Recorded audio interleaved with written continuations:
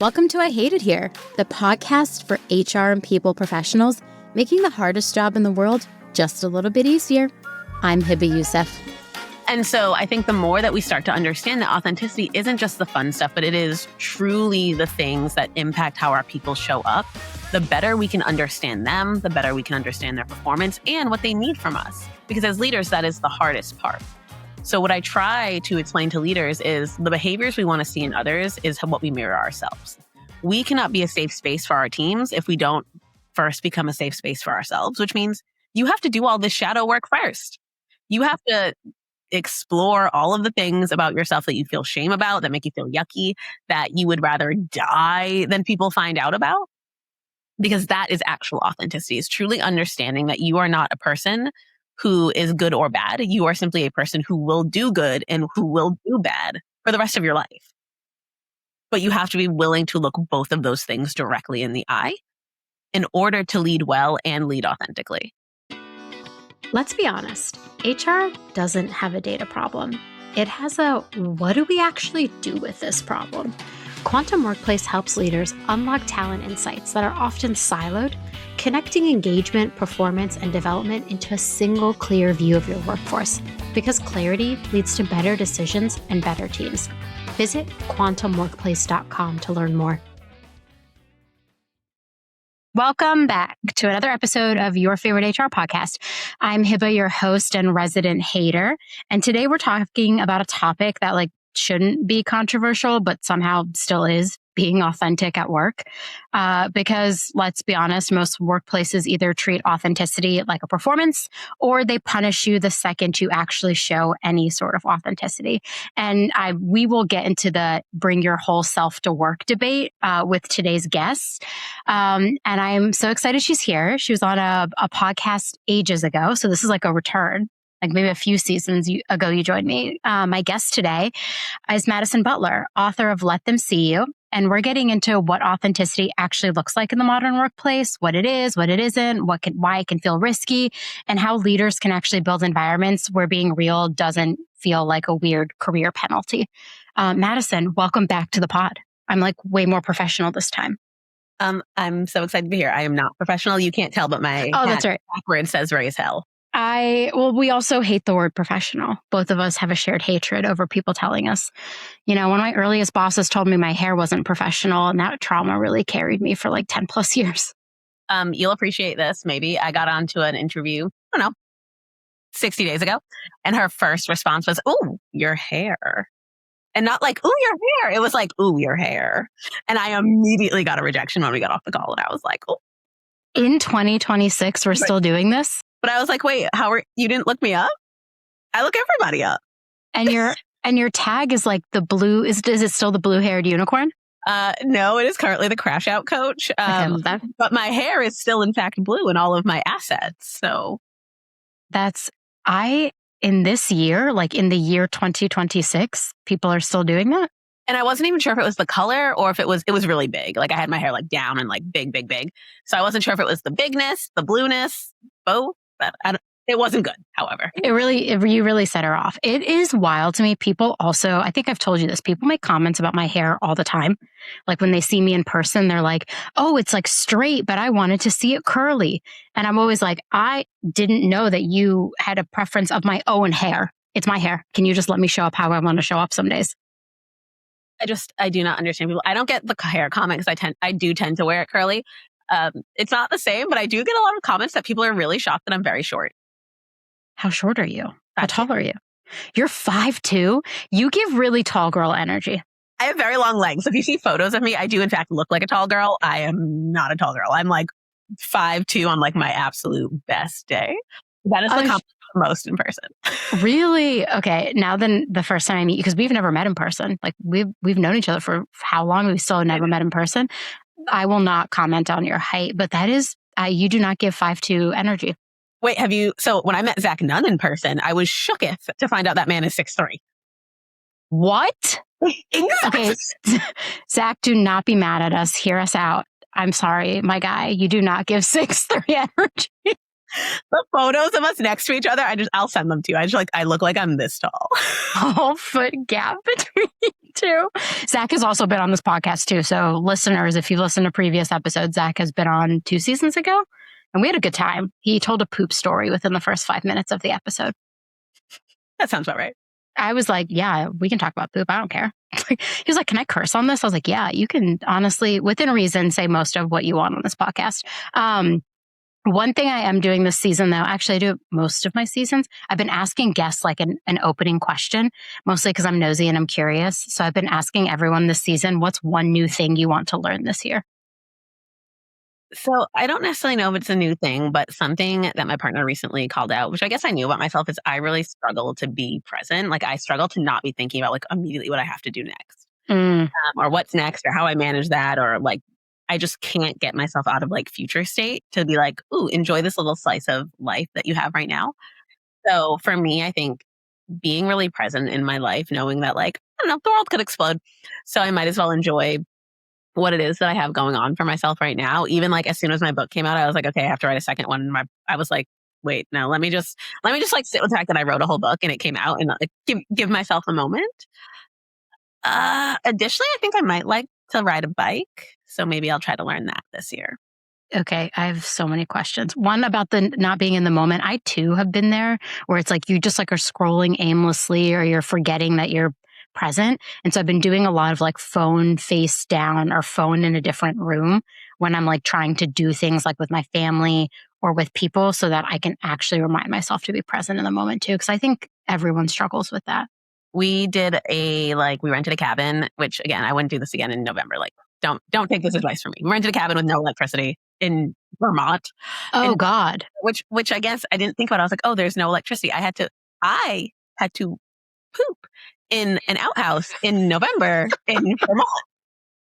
So I don't necessarily want to be that present. Like, I don't want to be that present with nature where I'm like, is a bear going to get me? But it was very nice to not have access to my cell phone, right? Like, and for me, it's not even so much the technology as my brain is just always thinking about how I can continue to be productive. Same. Like, I'm really bad at bed rotting. Like, I'm so bad at staying in bed and just like binging Netflix. And I have so many friends who are really good at it. And when I do it, I like cannot help but feel guilty about doing it.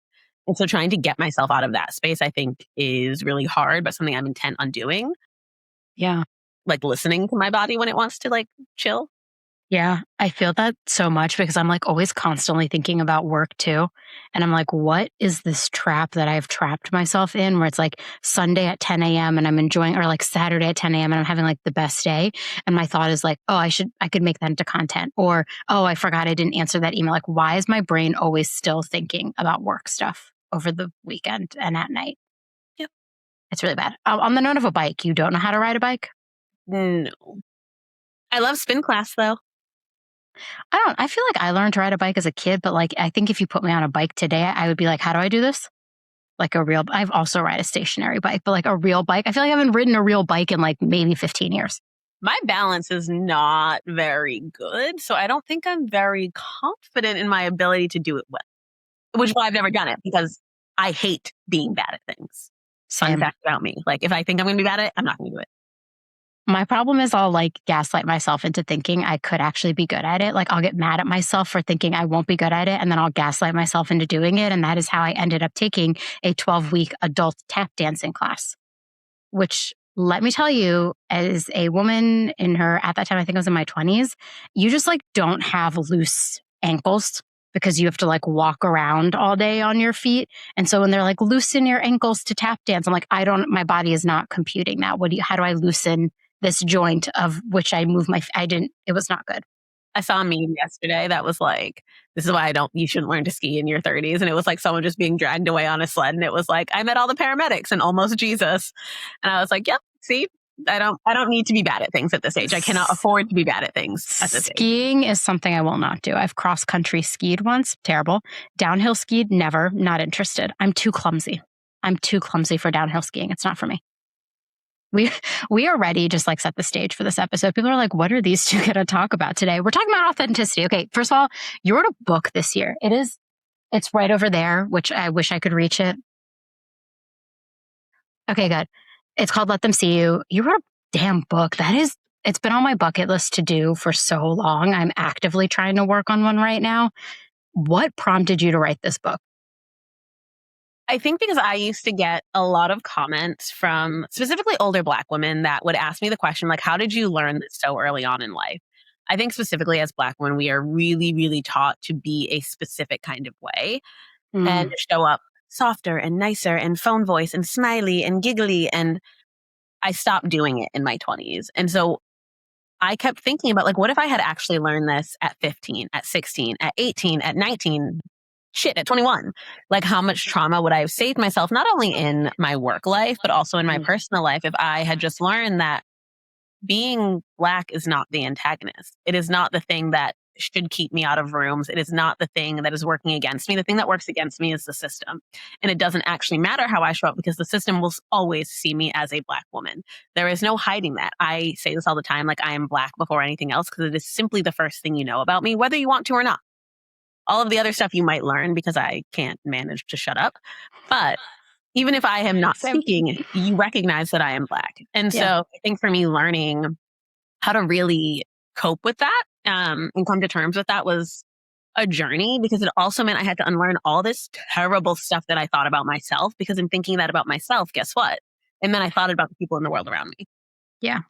The unlearning piece of it, I think, is kind of the hardest. And it's interesting watching like Gen Z kind of get into corporate America and be like, here's how we're going to be authentic and different. And I'm like, I have so much trauma from entering the workplace as a millennial and being told by every manager, like, not to speak up, not to be different, not to look different, like being told how to do my hair and my skirt being a certain way because my body looked a certain way and that wasn't appropriate. And I'm just like, but a girl over there is wearing like a skirt shorter than mine. How come it's different for me? And so I just think like that unlearning is a constant thing we're doing. And I feel like grateful that I get to do it, but it's kind of hard. You have to like retrain your brain in a major way. I unfortunately had to have mine in a very public reckoning kind of way. So fun fact about me, the first time I went viral was not on LinkedIn. I went viral at 24-ish for dating a racist, a wild racist. The video went super viral because I was a baby and didn't know how to use the internet, to be clear. And I had been in this really volatile, very physically abusive relationship, very emotionally abusive relationship. And he was just like a straight up racist, like straight up terrible guy. But when I got home, like I literally left Texas in the middle of the night with nothing I owned, just my dogs and a TV out of spite, and drove myself home and like lived in a secret apartment for like a year. But I had posted this video because I had this "if I go missing" file. And so I posted this video on the internet that was just like him berating me and calling me the N-word several times. And it was really to talk more about, at the time, the political climate, and that there were some people who vote in politics because this is actually how they feel. It's not because of the reasons that they say, whether it be financial or fiscal or whatever it is because this is actually how they feel. And that was for my Facebook, like my Facebook friends. No. My mom called me the next day and she was like, hey, they're talking about your breakup on XM radio. And I was like, what? So I logged into my Facebook. All of a sudden, my post has 400,000 likes. And I was like, oh no. And then it was like a whirlwind. All of a sudden, it was on BuzzFeed and Occupy Democrats. And every news outlet you could think of has picked this up. And very quickly, the thing I learned as a very chameleon-y 24-year-old, I very much harped on the fact that I was biracial. I was like a special little star. Never called myself Black. Only said I was mixed or biracial. Wore my hair very straight. Wore a lot of very ugly loafers. Wore a lot of polo shirts. Same. Not great. A lot of khakis.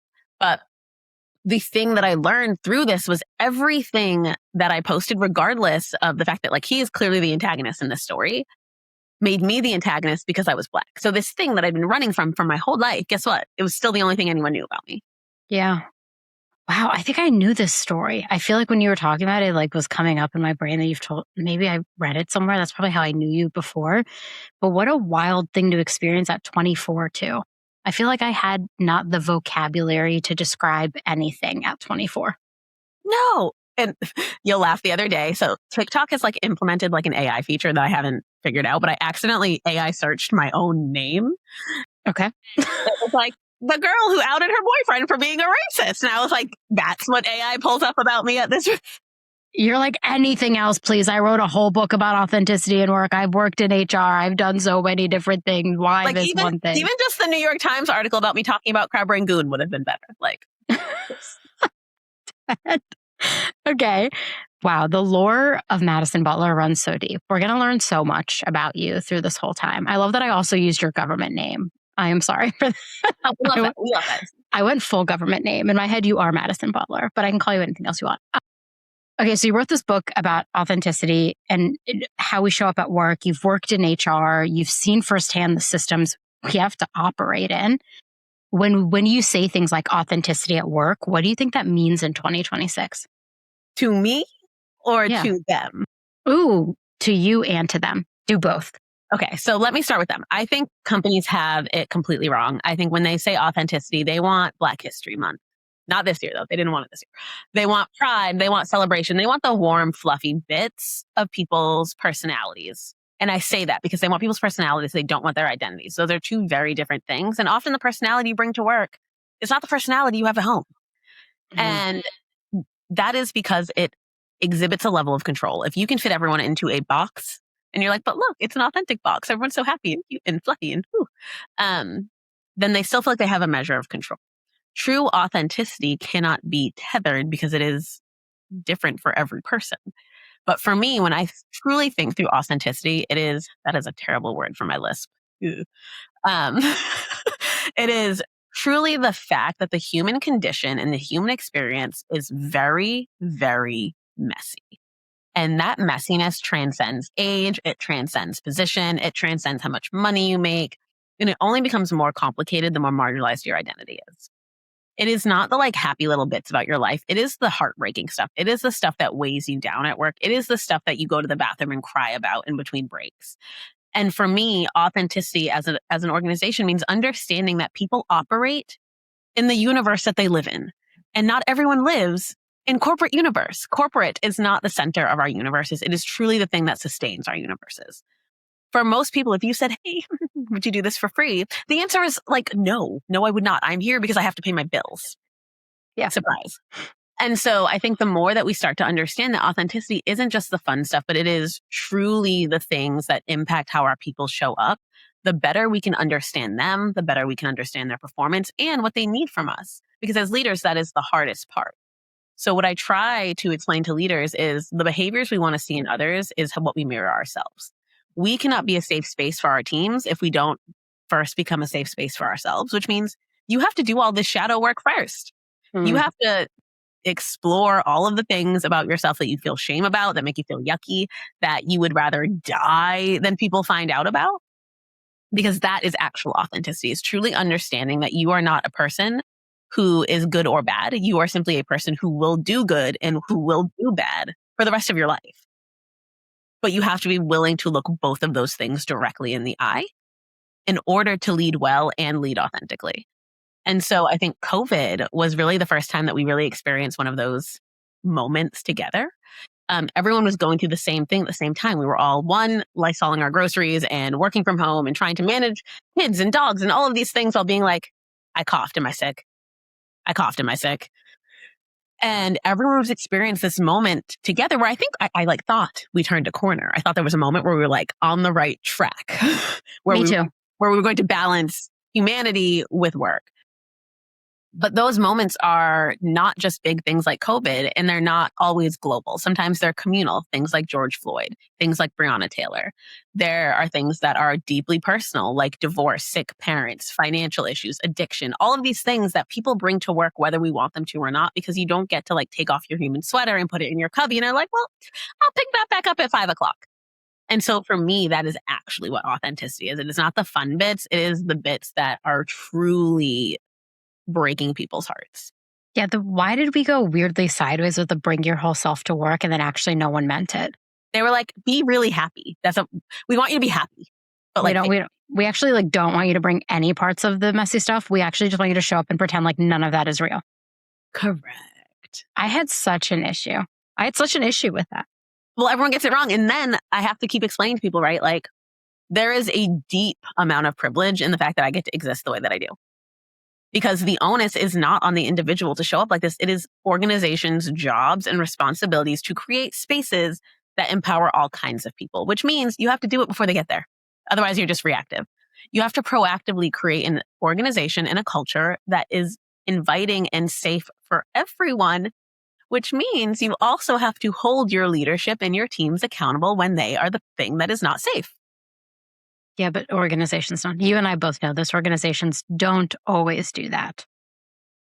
If you're lucky and you work at a small enough org, you can potentially enact that, but there are bad actors, I think, everywhere. And it's really hard, especially if your CEO sees them as like a revenue driver or a really critical part of the business, to be the HR person to say they're actively doing harm to people. Like, I have been that HR person, and I have had previous CEOs be like, too bad, we need them.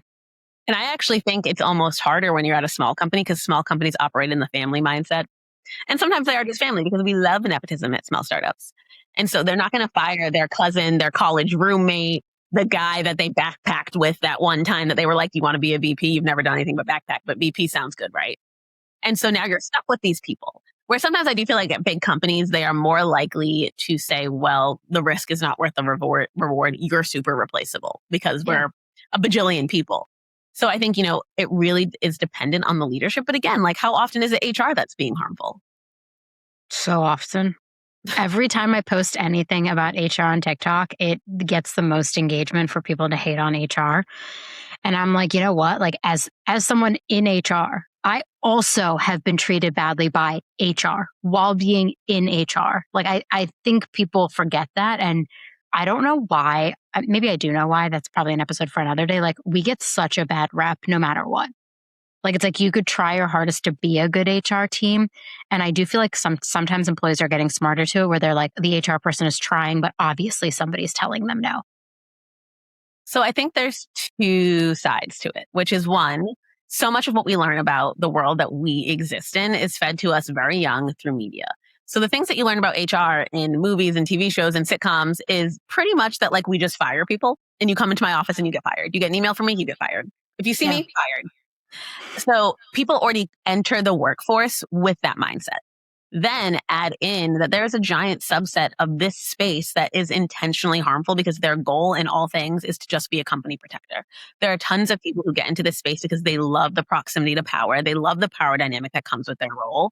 And unfortunately, that has been a large subset of this field for so long that we have very much an uphill battle to climb, because there is this half of HR that is like business bootlicky. And then there's the other half of us that are like, I just want people to have a good time. You have a legal team, right? You have a compliance team. I very much feel like I want to be able to advocate for the people who are here, because I don't know if you remember, that is the reason you have revenue. And that, I think, is the problem, because for so long it has been the other way. And so when we say that we are doing things differently, I think people are very tiptoey to be like, are they telling the truth, or are they just, is it good PR? Is it warm and fluffy? I mean, I'd like to think we're telling the truth. I think I'm telling the truth most of the time when I have to do these things. But I mean, it is really hard. That proximity to power is so interesting to me, because maybe like early in my career, I found that alluring. But now I'm at the part of my career where I'm like, okay, I have this power. Now I have to enact change. Like, I need to enact change, or my values system will just crumble, because then nothing I value will actually exist in my life at work. Exactly. And, I think for me, it's never been about proximity to power. It is always really been about, like, I don't necessarily care about being important. I care that people leave working with me feeling like, oh my God, this is possible. And this is what I'm going to expect from everyone I work with after me. Like, if I can set a standard for the fact that work, it's not always going to be like, I love working here, but it shouldn't be the thing you talk about at therapy every week, right? No. But for so many people, that is the case. And for me, I just feel like, especially for marginalized people, like, we're sold this thing that, like, work has to suck. You have to be someone different, and there's no other way. And so if I can show people that there is another way on both sides, on both the business and the people side, then I feel like I've done my part. Yeah, it's so interesting. So I had this conversation with my dad, like, early when I started working in corporate America, about like meritocracy, because he was like, very much like, if you work hard, you will be rewarded for working hard. And I never got to have this conversation with him, because I didn't really. I mean, he had his PhD in business management. He passed away in 2019. I talk about that a lot on this pod, but I didn't get to have the conversation with him where I was like, it doesn't matter how hard you work, actually, sometimes. It doesn't matter. Like if you are from an underrepresented group, a lot of the times that actually does not work for you. Like the backpacking VP. Exactly. And that's a real story. I have worked with a backpacking VP. His last title before VP was backpacker. Like that is a real life story. But I think the is like, for so long, we have been locked out of these rooms. And so as much as they wanted to scream meritocracy because it made them feel good, right? It made them feel like, oh, I worked harder than them. It wasn't. So much of what corporate America was initially built on was mediocrity. And when people's positions of power get threatened, they act out, they act up, they find ways to control the room, which is why we are all expected to show up in ways that lean as close to who they are as possible, because people thrive in sameness. They do not thrive when they are challenged. Yeah. That's such a good point. It brings me to the root of like everything you wrote about in your book was about being seen, but being authentic at work still feels so dangerous. Like what you said about privilege, I often tell people like, I have the privilege to post the things that I can post. Not every single person has that privilege. Like I have that and not everyone does. And I think being authentic at work is still dangerous for a lot of people. Like why does it still feel like that? I think exactly what I said. When people's positions of power feel threatened, they will do anything they can to control the room. And there's the other side of people who truly, madly, deeply think that we don't deserve to be there. And I think that is one of the hardest hills that I have to help people get over is like, there are some people who truly do feel this way. And it doesn't matter how much I talk about anti-racism or anti-Blackness. They thrive in it because it is what they believe and they want to believe it. Not everyone wants to do better. And, a lot of what I talk about in the book is it's not just about letting other people see you, because some people will never see you. They will never see you no matter what you do. But you have to see you. And I think that for me has been the most important part of this journey is making space and truly showing up for myself, because then it does not matter how other people see me or how other people think of me. There are going to be people who don't like me forever. Always. And that's fine. But it is much more detrimental if I do not like me. Yeah. The haters are always going to hate. And I am myself a hater. I'm a hater, Same. but I come with data. Like if I have a reason. I am an informed hater, to be very clear. If I hate something, you better believe I have citations on why I hate it with a long list of exactly why. Most HR tools give you dashboards full of data, but not a lot of direction. Quantum Workplace helps HR and people leaders connect the dots between engagement, performance, and development, so insights don't live in silos and decisions aren't made in the dark. The outcome? More confident leaders, stronger connections, and high-performing teams that support real business results, not just reports that sit untouched. If you're ready to move from collecting data to leading with it, check out Quantum Workplace at quantumworkplace.com. I mean, it's so interesting because you were talking about like work, and some people don't want to do better, right? I was on a panel, I think it was like last year, and somebody asked like how do you deal with being in rooms that like people clearly don't want you in? And everybody was like, other people were like trying to give advice, and it got to me, and I was like, I don't want to be in those rooms. I was like, I don't know what else to tell you. Like maybe 5 years ago, I'd be like, I would fight tooth and nail to get in that room so that I can make change. Now I'm like, no, I want to be in rooms where people want me in them, because that's where I can actually make change. That's where I feel valued, versus trying to force my way into a room and enact an agenda that will never happen. Exactly. And I think it took me a really long time to feel like that way. And you may get this as a content creator. Like when you first start creating content, you want to create content that people like. And then there's a day that it switches and you're like, I actually do not care if you like. Yeah. And what I realize is if I write content that everyone likes, then I'm actually not being authentic to me, because not everyone likes me. No. So if everyone likes my content, guess what? Then I'm not turning it up to the level that I would like to turn it up to. But I think there's something to be said about, I no longer want to sit in rooms where people hate me. And honestly, like I think in the wildest way that this like truly came to like my brain is, we all know I went through like a pretty ugly breakup a while ago now, but I like coming out of that went to a lot of therapy to really figure out that man hated me. And all I did was try to get him to like me. But that is what you do when you're in these rooms, is you can feel when people do not like you. And so you spend a lot of time molding and showing up and being smiley and bending over backwards and overextending to get them to like you. And it is almost second nature. I don't want to do that. I want people who call me out on my stuff, They call me out when I'm not being authentic to me, and they love me the same, whether I'm having a great day or a bad day. Yeah. One of my direct reports, her favorite thing to comment on is how I don't give a fuck if anyone likes me. She's like, it is the wildest thing. Like, you could care less. I was like, first of all, I could care less because I have to value myself. Like, I have to like me. Like what you said in the very beginning, like you have to do the work internally to even like be able to withstand this world. Like, why am I spending my time caring what you think about me? I need to care about what I think about me. And that's like not selfish. I don't think it's self-involved. I think it's like very self-aware because you probably better than anybody else know your flaws and know your strengths. And you, when you're coming into work, when you're working on your book, when you're pursuing the world, like I think you can show up so much better if you have that level of self-awareness on yourself. Well, and I think a lot of us pour into others as a way to avoid doing the hard work with ourselves.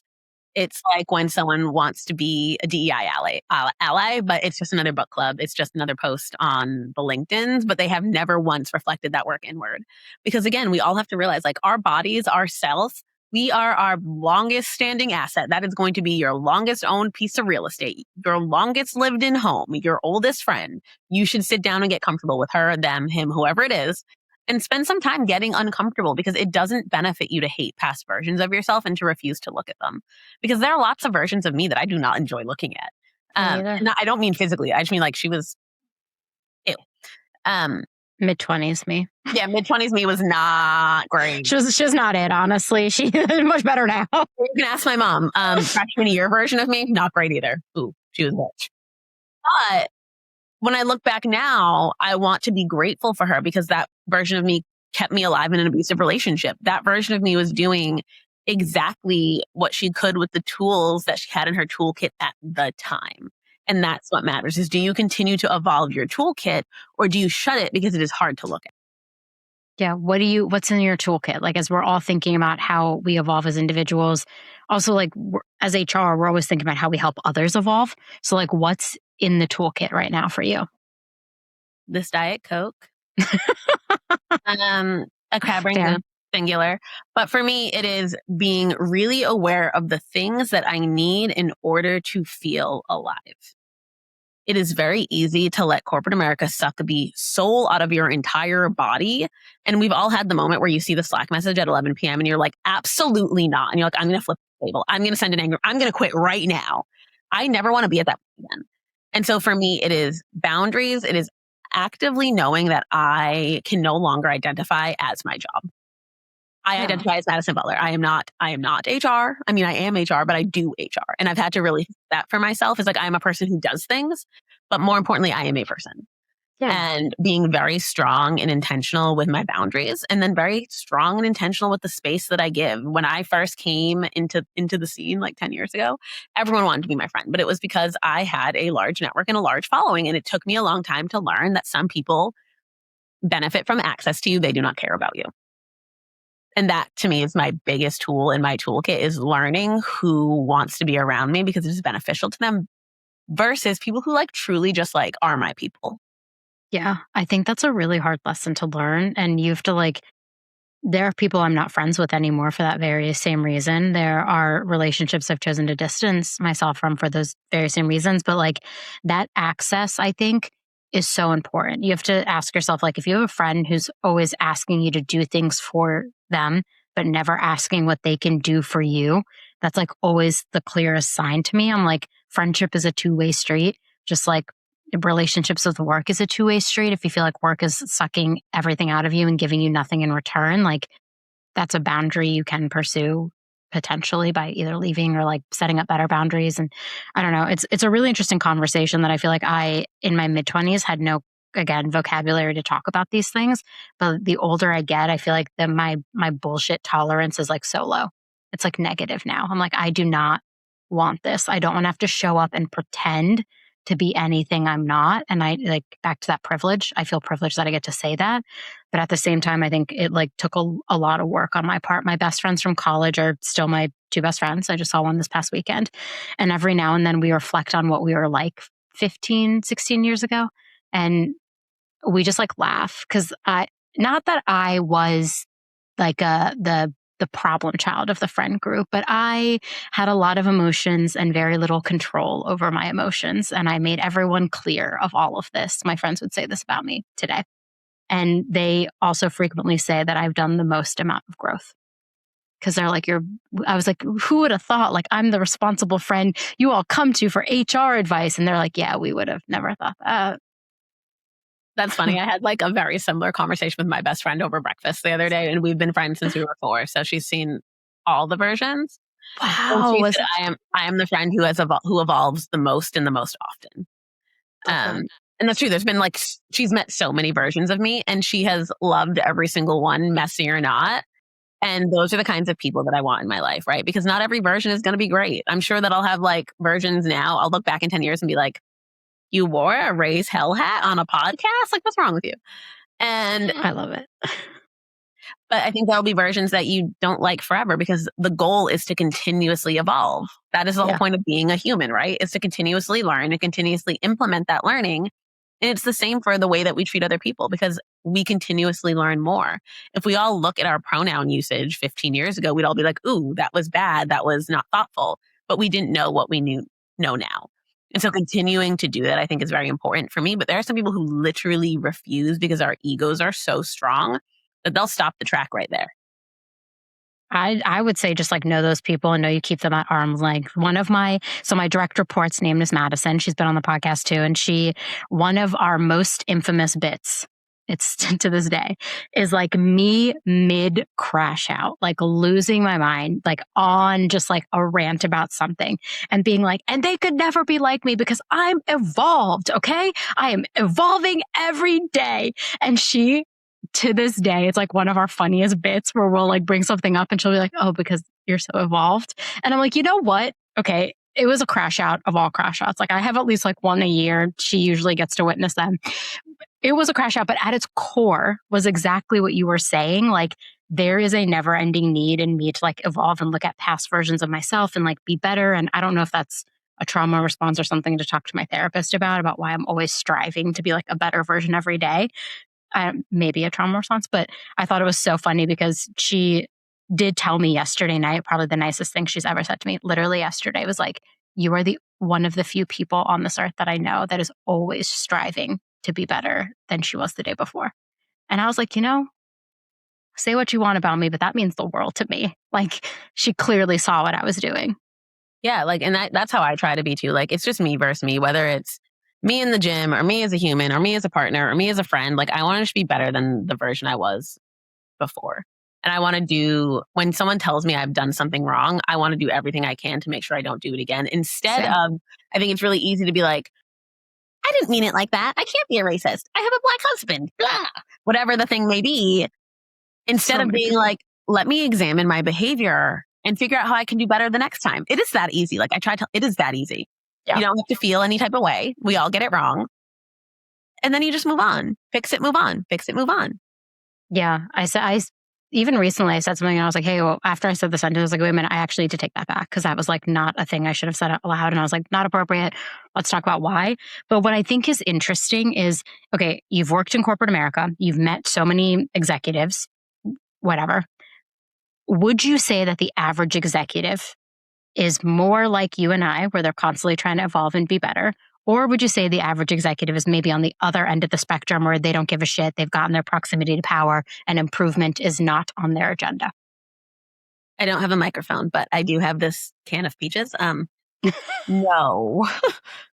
No, I don't. And I have a reason for that. Because I think when you come from a marginalized background, there is almost no shot that you have not been traumatized by work. And so there is this desire to do better by the people who come after you because you know what it is like to be them. The majority of CEOs and C-suite, just statistically, are white and they are male, which means they have not experienced trauma in the same way. And it is very hard to contextualize it when you have not experienced it. And so you don't quite understand the impact that you can have on people emotionally, physically, mentally. So you don't learn to do better because you don't know anything but what you are doing today. And when you've done nothing but backpack, how could the woods be mean to you? They can't. And so I think when you look at the people, and I'm not saying this is for all white male or women executives, but I do think when you haven't experienced trauma like that, it is very hard to want to do better because you simply don't understand that it exists. Yeah. And even when you try to explain it to them, they have to have a high level of empathy, right? And we already know that's like missing from the average person. So it's just, what? You're going to say the average person does have empathy? Don't even. No. I'm just kidding. No.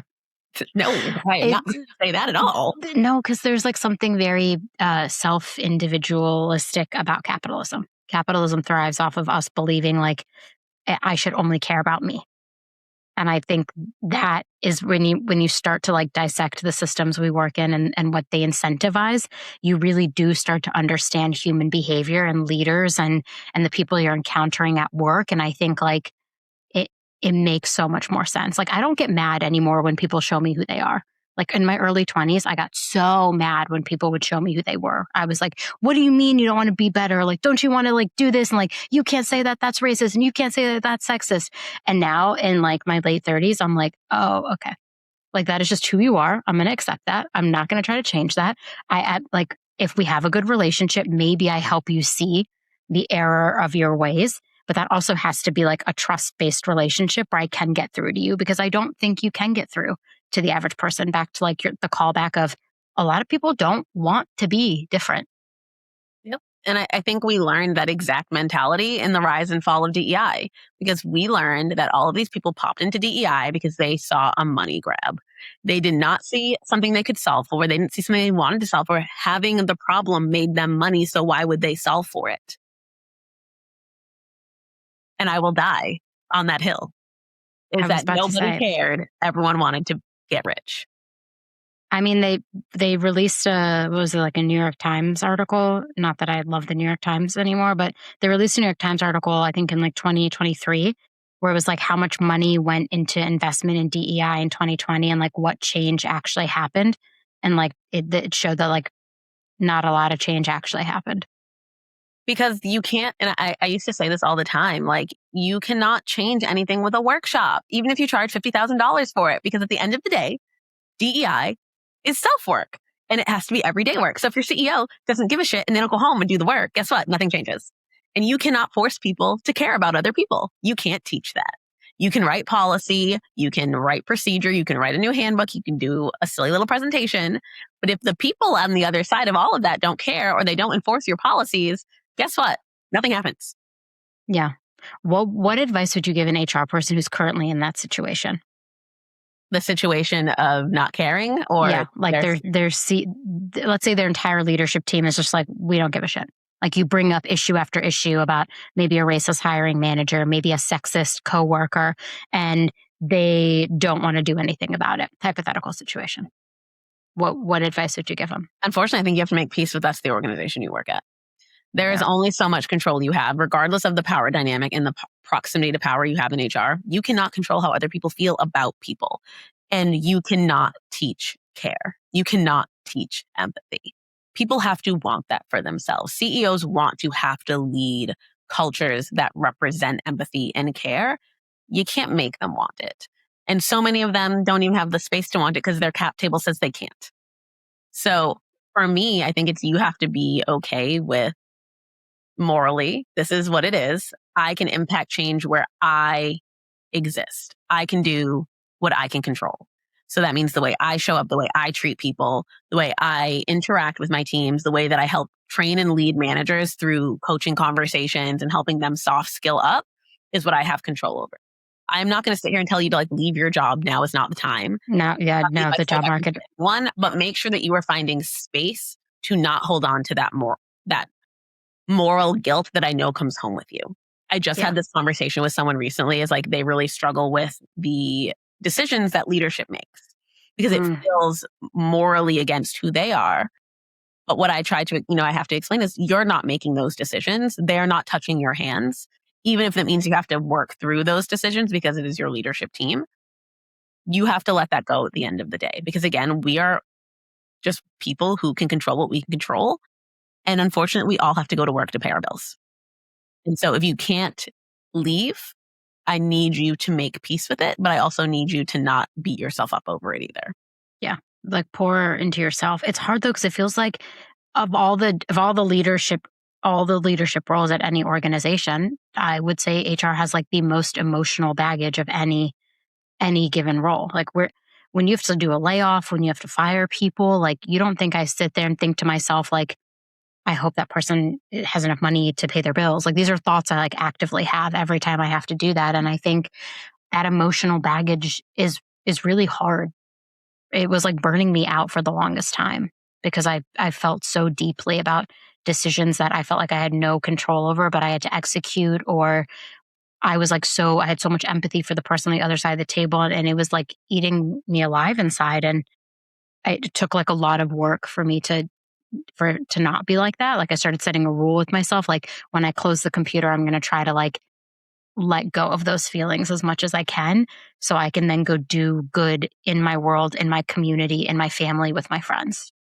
I think one of the things, and actually Aubrey Blanche and I had this conversation, which was, Love her. at the point that I don't feel that way and I don't care, then it's time for me to leave because I'm completely desensitized. I'm proud of myself that I have that level of emotion and that level of empathy, because that's exactly the person I want to be. And I also step away after things like that. And I coach my hiring managers or whoever's in the call with me to also step away, because these are humans and you're also human. And it is very normal and natural to worry about their well-being after this, because when you term someone, whether it's a layoff or something egregious, whatever it is, you're not saying I hate you and I want you to have a bad life, right? You're not saying I hope your house gets foreclosed on. But we all know that those are the potential outcomes of situations like that. And so at any point where I feel like that's a normal conversation for me, I need to get out of HR. Yeah.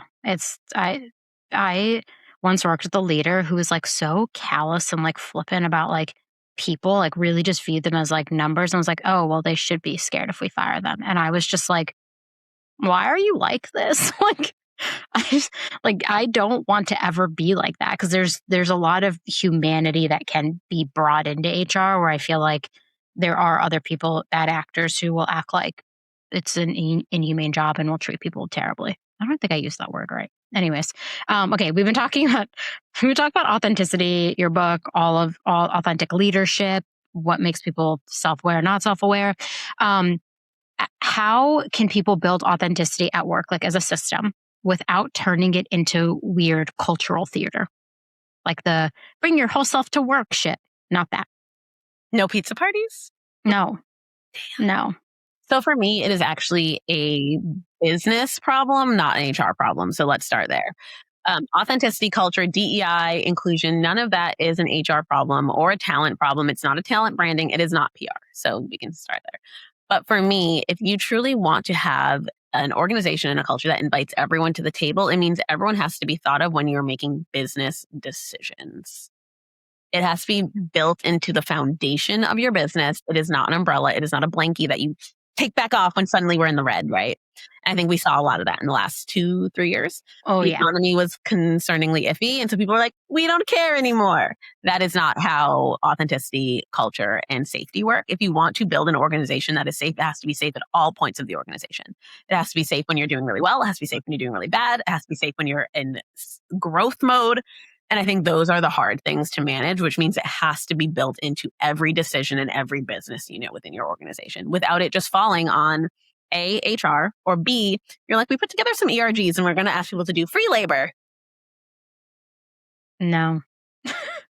We'll not be doing that. I mean, I think, you're right. It has to be baked in and at every single level. And I think it gets really hard sometimes to do that, but like, it's not impossible. But I also think like you got to find out real quick what the leaders are on board with or not.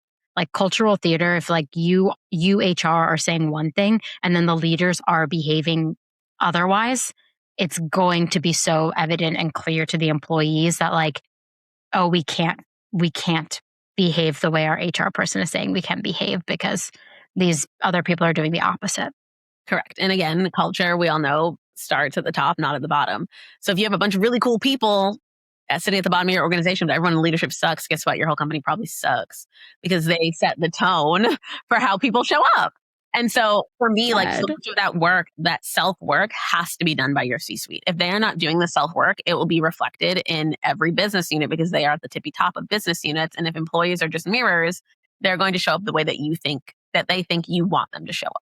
And if that's authentic, that's authentic. If you come in a suit and tie every single day and you never smile and you never have a bad day, guess what? That's how they think they have to be as well. You never take time off, they're never taking time off. And so it is unfortunately a trickle down effect, which is not really my favorite term, but I can't think of a better way to describe it. If your C-suite doesn't have it together, then they don't give people the opportunity to have it together. That's a good point. Okay, if someone listening to this wants to start practicing authenticity in a way that is safe and maybe strategic, what would be the first move they should make in the next 2 weeks? Practice it with yourself. I think a lot of us are very far from understanding our true needs. I think it is very, very frequent that we are living through the lens of our parents, through society, of our boss, of our partner, of our friend. And when we really pull that apart, we start to learn that we have made decisions based on other people's wants, needs, and level of comfortability for our entire lives. And so one of the things that I do very frequently is I create a spreadsheet, which I know we all love spreadsheet, but it's my need to have, nice to have, cannot have. And when I think about what life should feel like for me, that is right. Like, so for me, nice to haves are like an Equinox membership. I don't have one. It's a nice to have. But like a cannot have for me is anger in my home. The ability to not, like, I can't go to the gym. All of these things are things that impact my ability to find and seek joy. And I do that in my regular life. I do that in jobs when I'm interviewing. I think about what I want out of an organization, but like I really focus on that cannot have column much more than I focus on anything else. Because those are the things that are going to, again, suck the entire life out of me and make me miserable. And when you are miserable, it is inherent that you start to shrink because you start to not feel worthy, you start to not feel confident, and you start to feel like there are only certain versions of you that deserve to be seen. And unfortunately, those are typically the versions that lean into dominant populations. Yeah. That's a really good piece of advice. Thank you for giving me so much food for thought today. I feel like I just had therapy. I feel like this was therapy for me for the last hour. And therapy for our listeners, not to make fun of therapy, very serious, very grateful for it in my life. But this felt like really being seen, which is literally what your book is all about. So for people who are looking to get in touch with you, this is now a bit I do. I know it's LinkedIn, but like for people who are looking to get in touch with you, how can they get in touch with you, work with you, hire you, all that great stuff? Well, you caught me on a good day. I just launched my coaching practice today, which ironically I've been coaching for years and I just never told anyone because whatever. But so I launched crashoutwithme.co. Love. And it is really the idea that a crash out is actually not a bad thing. It's a data point. It is starting to learn exactly what your body is telling you no longer need and what no longer serves you. And how can we be strategic with our crash outs instead of using them to, send your boss an I quit message without a job lined up. So you can find me there, or you can find me on LinkedIn, or you can email me at madison@bluehairedunicorn.com. Yeah. All the places. They can follow you on TikTok too, actually. I'm also on Instagram. I'm just, a regular millennial on the internet. We are, yeah, you can find us. Just Google. Don't Google because then you're just going to find that I outed my ex for being a racist. Or you could go into the Madison lore, okay? The lore is there. That was so bad. Okay, thank you so much for joining me today. I love talking to you. You'll be back. This is always so much fun. And I'm such a big fan of what you're building because I do have at least one crash out a year. So, and I really learn from each one. So I'm running on my basic schedule, so expect my crash out midsummer. Just throwing it out there. I can't wait. Thank you so much. Thank you. I'm always happy to be here. Hell yeah. Thanks for tuning in. Keep up with all the latest HR resources by subscribing on Apple, Spotify, Google, or wherever you listen. And if you love I Hate It Here, tell an HR friend.